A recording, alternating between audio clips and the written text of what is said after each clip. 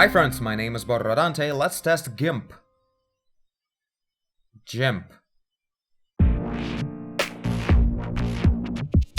So this is Gimp.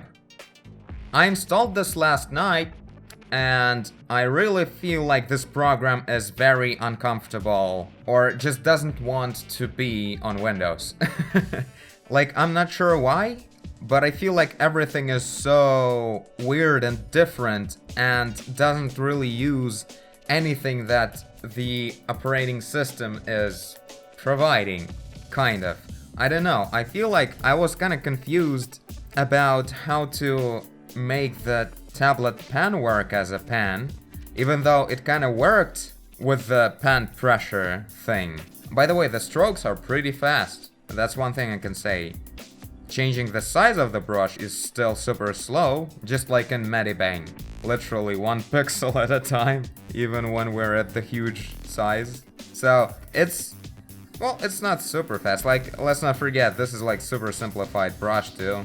So, certain support for touch takes place. No rotation with fingers, just zoom with specific perfect percentage, like 25, 33, 50.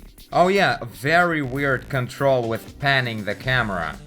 Meaning, usually you hold space and then you move around by clicking and dragging. In this case, no matter what you do, you don't have to click. You just hover your mouse, like move the cursor around without clicking anything, and you press space and it immediately works as if you hold space and click at the same time. I'm not sure if it's a glitch, I'm not sure if you can turn this off, but the fact that this is a default is already quite weird. Again, the program is not bad. It's pretty legit, it's free, it's not from this universe, so it's good enough for what it is. So the brushes have one common engine for everything, but there's not much to discover in there. This is basically it, I think. Like, I haven't found anything else. Again, this is more of a first view video than actual review, so keep that in mind. So you can choose a pattern, you can paint with full color patterns. That is actually kind of cool. I mean, don't you want to paint with bell peppers? Right? But yeah, I mean, I was always curious, what if we could actually use full color patterns for brushes and have like a full feature brush engine, like in Photoshop or Krita or something, so we could actually use some kind of color variations inside of each pattern. So in that sense, there's a good potential to play with that, although the engine for the brush is not super fun. But I mean, there is jittering, like applied jitter, you see it gets bigger than that. It just compacts before you use stuff. So here we go, we throw bell peppers around. I mean, why do we even need Photoshop anymore? So to work on the controls of a pen, you click on this thing and you select different types of control. Pressure opacity is the one that's used by default in most brushes here. Basic dynamics. Okay, it's tilting with my pen, and it's pressure sensitive to the opacity, but the size is kind of weird. Like, it gets small, but I'm not sure when. Maybe it's randomized. Oh, it's dependent on speed. That's interesting. This is what you do when you undo strokes. Is this real, or are you just not updating the screen? Can't zoom in anymore. Oh, here we go. Wow, it actually left it there. I was undoing the stroke and it just managed to remove certain blocks of the stroke, and then it just left it there. Wow, that's weird. Like, literally, I can't do anything about it now. It's already undone. I can't. Oh, so it kind of... Wait, if I paint over it... No, it's kind of there anyway. Only if I undo further, and I'm lucky enough to have a stroke that was at the same place before, it will get that image where there was no bell pepper out there. Wow, this is a pretty heavy problem, I would say. Wow, it's also kind of like stretching them or something. Looking weird. So anyway, enough playing with brushes. Okay, I see some kind of randomization or something. Oh, okay, so everything is working with the same dynamics as I choose it. So pressure opacity is usually the thing you wanna go with, I suppose. Then there's this thing, summoned by this button, and I'm not sure what exactly it's supposed to be doing. Like, you can't really select much. There are certain, like, presets of combinations of control by the pen. You can choose them, but then there's this matrix where you can kind of like select any kind of dependency for any kind of feature of the brush, but they're not actually working. Maybe I have to like use, there should be like a custom or something like that. Basic dynamics, dynamics off, dynamics random. Random opacity, size, and angle. And it's all grayed out, I can't change it. Okay, so it's kind of like creating this messy thing. Well, I can't, like, what's the point of this window? Just to see what you have to deal with? That's it? So, a whole bunch of different presets for controlling. Well, that's kind of cool. I hope I can kind of like create my own, so, but they're definitely not exactly on the surface. Huh. This is called perspective preset. So I'm kind of like painting flat details on any surface whenever I move it. Like it's a direction brush. Okay, that kind of makes sense. So there are blenders, kind of, in a separate tool, kind of like in Photoshop. And as you can see, we're still using the same brush. We're just using a different tool, but brush thing is like a separate level of configuration of what you're doing. So this is a blender now. Where's my pressure opacity? There it is. There we go. So you see it's mostly like smear. It's like a basic finger in Photoshop. So we can apply jitter to it and have the same thing going on as in Photoshop. So pretty much good enough for me, you know? Again, this is a pretty big resolution. This is 25% scale right now. So another thing about how this program doesn't really make friends with Windows operating system, if I switch desktops, you can see how the panels are still here. They don't care that I'm in a completely different place. So there's that. I don't think this docks as well, but maybe. No, I think this is the whole window. The floating window is a dock, and these are the tabs inside of it. So this is how it's going to be. I mean, again, this is the way I use Photoshop anyway. Tab hides the things, so that's good enough. Yeah, the glitch with undo, that's scary. That's kind of scary. I don't know what to say about that. Man, this is really creepy how the undo goes. That is so slow. I don't think it uses like OpenGL or something, but maybe. There's not a lot of things about that in the preferences here. Cache size and such, like mostly working with memory. The biggest issue, of course, that I have so far is that we can't make the interface black. I mean, come on.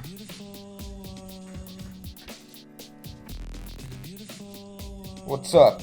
Oh, default image. I thought, like, what? Why does it always give me this preset of 640 by 400? So yeah, like there's a bunch of settings, but really... Also, I'm kind of annoyed by the sort of a low frame rate of the movement of the pattern, the preview of the brush. Moving after, like, slower than the actual cursor of the system, which, by the way, I don't know why I can see the cursor when I'm seeing the pattern. Maybe that's something you can turn off.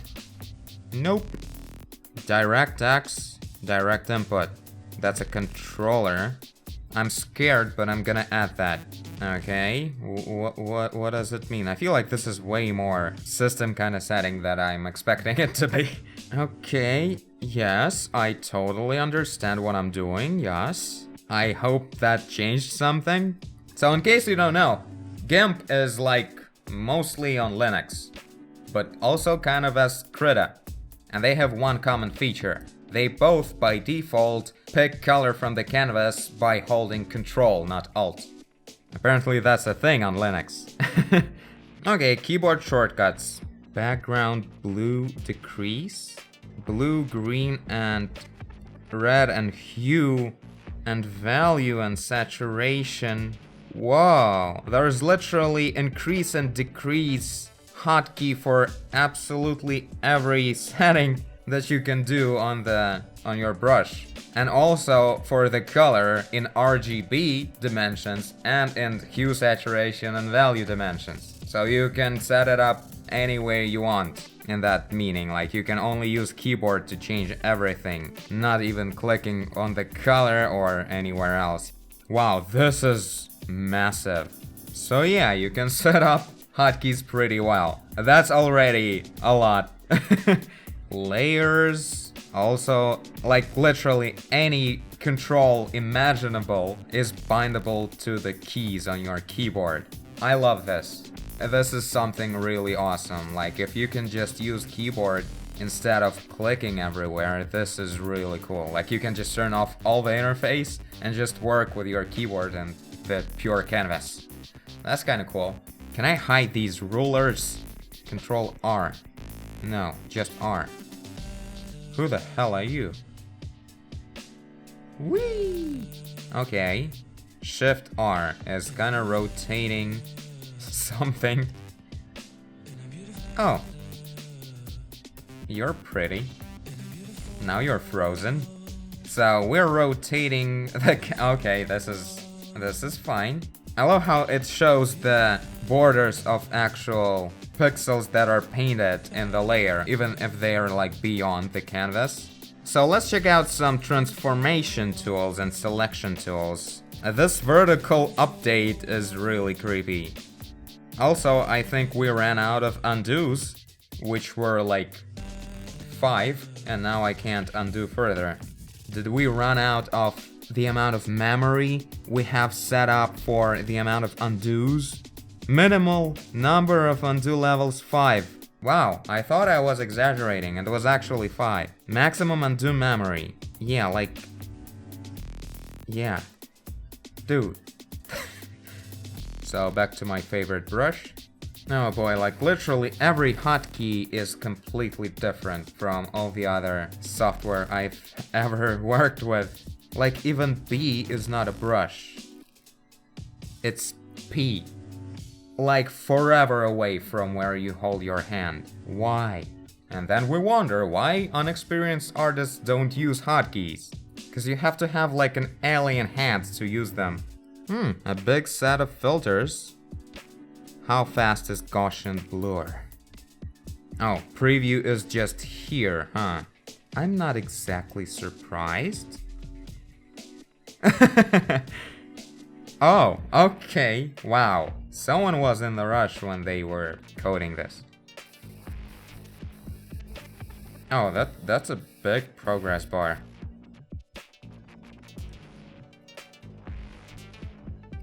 Okay, that wasn't all that bad. It was relatively fast for such a big resolution, I guess. Alright, so let's check out everything else. Like, I don't think I'm gonna like actually paint something on this because like I don't have the whole day to reset all the hotkeys and everything. And without normal hotkeys, I'll just die. Oh, how do we color pick from the not this layer? It's just picking up black color. I created a new layer. So yeah, I wanted to test something with layers, like, can we make like a mask and all? Anchor the floating layer. What the hell is that? Wait, you can set the resolution for the layer. 3K by 2K. What is that supposed to... Oh wow. This is such a programming geek approach to everything. Can I move it around? This looks like a thing that will move it. Nope. My Windows instincts are powerless here. Okay, we're moving bottom layer for some reason. Scale. Okay. What are you? Alignment tool. Oh, okay. Move tool. Move layers. Selections. Move layers. So we can move this layer somehow. Oh, you hold shift and you can move it. Okay, fine. Alright. Now let's paint something inside of it. I just want to figure out this thing, how exactly it works, the dependency of it. I mean, this is interesting, but if you want people to like use it, that maybe you should make it, you know, a bit more normal. Aside from that, this is quite a curious piece of software. I don't want you to think that I'm just hating on it. I definitely do not. So this thing is moving everything inside of the layer with the layer if I hold shift with the move tool. So I saw there's a lasso. Just close it, man. What did you do? What was it? Okay, that didn't really look like a selection in the end. You're just gone now. It creates it and then it's like, okay, my job is done here, and it just turns off. Oh, it's still there. It just completely doesn't bother to actually visualize itself. Okay, I guess we don't need that all that much. I feel like there may be something wrong, like there's no way it doesn't show up at all. Like right now there is selection here, but we just can't see it. Yeah, you see? It even combined the two selections that I did. So we have a selection, now I choose the move tool and I move. Will you move the selection? No, you still move everything. Are you moving selection with everything? No, you don't, it just stays there. Rotate tool. Aha, there we go. So if we use one of those tools for transformation, the blue ones, I feel like something froze. No, not really, but I can't really change the angle or anything. Oh, I can do that actually going with the canvas. Okay. Okay, I don't see the hole behind them, like where I moved selection away from. Okay, this is an anchor point for the rotation. That's kind of cute.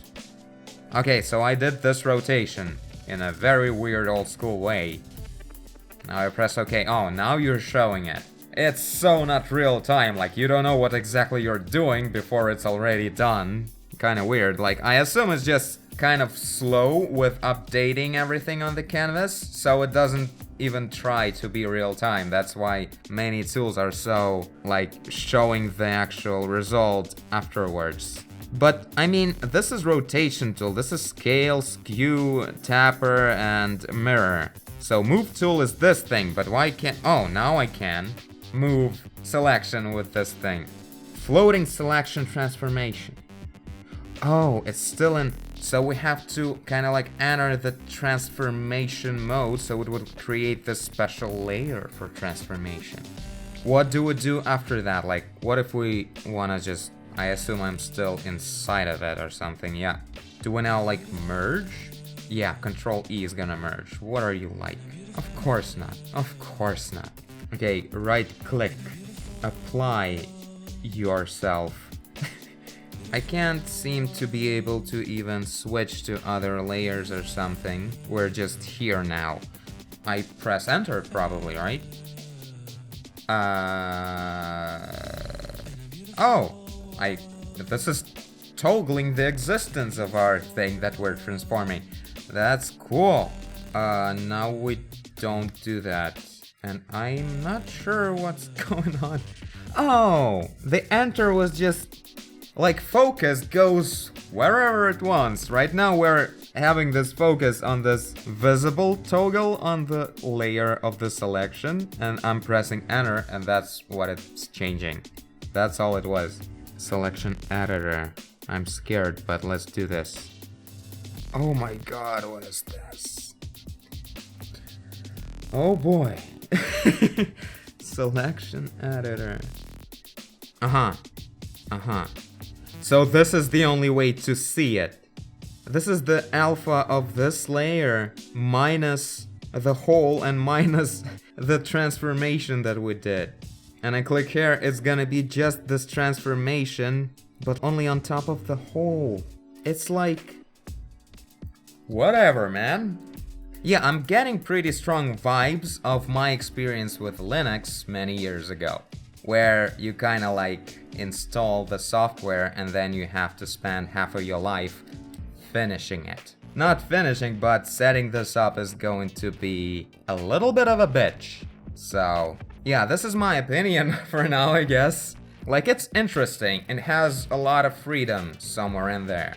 But why is everything so not set up to just start working, you know?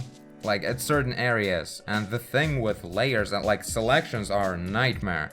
It seems so complex, and why?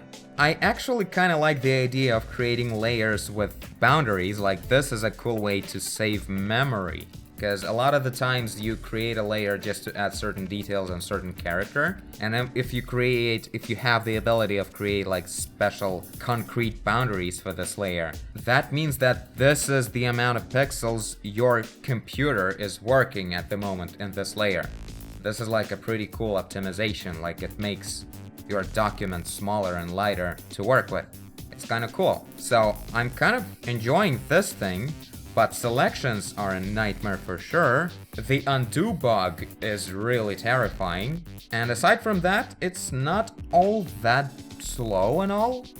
So I guess I'm gonna say that this is an interesting piece of software. It's kind of even awesome as a software. But I do not recommend using it. Because it was written to be written, but not to paint with. If that makes sense. I don't know. And there's that for now. Tell me what you think, tell me if I'm really stupid about something, like stupid about like not seeing how to use something. But again, I mean, I don't really feel bad for not discovering something because it was just put in places that no one would expect them to be, I suppose. Like, even if we can like shift click on layers to select them all or something, and basic hotkeys are not there, why? You're making me fail at seeing what this program is about, kind of. I mean, still, we mostly managed to do everything, I guess. Not sure about this weird thing, though. Like, this is obvious, this has to be clickable. There's something wrong, like, I don't know how to turn it on. Aside from that, not so many bugs, not very laggy, doesn't seem to crash, but it's just kind of alien. Why would you spend time adjusting to a software that is so different from anything else without getting any obvious benefit from that? Like, ZBrush is also a very alien piece of software, but it's worth it, you know? And this is just... And I thank you for watching if you did. I guess you did if you're here. Leave a like and subscribe, tell a friend. Shift click. Do whatever you want. And I will see you in the next one. Bye!